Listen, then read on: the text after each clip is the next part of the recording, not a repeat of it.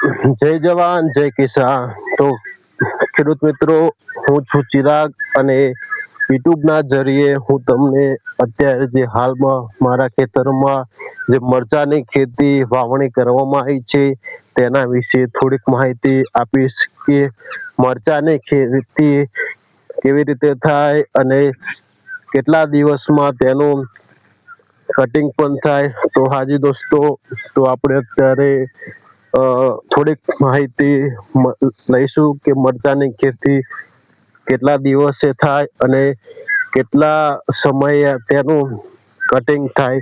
તો દોસ્તો, સૌપ્રથમ તો આપણે મરચાની ખેતી જો તમારે કરવી જ હોય તો પહેલા તો એના રોપા મંગાવવા પડે. રોપા મંગાવ્યા પછી તેનું સારી રીતે ધ્યાન રાખીને એને રોપવામાં આવે.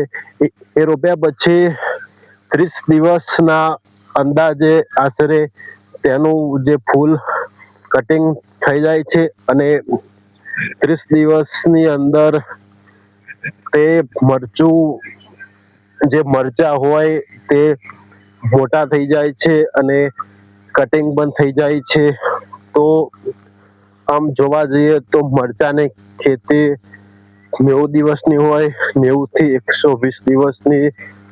આપણે જે હાલમાં અત્યારે ફરી રહ્યા છે એ આપણી વાડી છે અને આપણે તે વાડીમાં વિડીયો શૂટ કરવા આવ્યા છે. જો તમારે મરચાની ખેતીના વિશે, કોઈ પણ ખેતીના વિશે જો તમારે વિડીયો જોતો હોય અને સારી માહિતી જોતી હોય તો પ્લીઝ મારા યુટ્યુબ ચેનલને સબસ્ક્રાઇબ કરી લેજો, તાકી આવા જ વિડીયો અને આવી જ માહિતી હું તમારે લઈને આવું.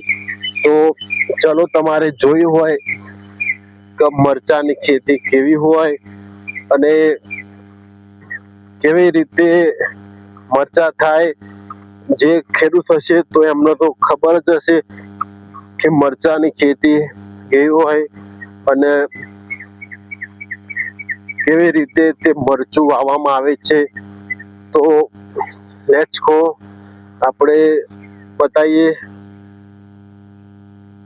તો તમે જોઈ શકો છો, આપણી આ છે મરચાની વાડી. આ તમે જોઈ શકો છો.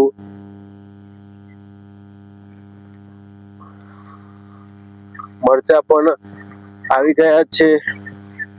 તો દોસ્તો, તમે જોઈ શકો છો કે આ છે આપણી મરચાની વાડી અને ફૂલ કટિંગ થઈ ગયું છે આપણા મરચાનું. અને અમે મરચાની ખેતી મલ્ચિંગમાં કરી છે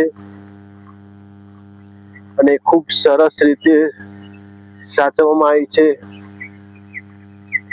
તો દોસ્તો, જે રીતે તમે જોઈ કે મરચાની ખેતી અમે કેવી રીતે કરી. અત્યારે હાલમાં જો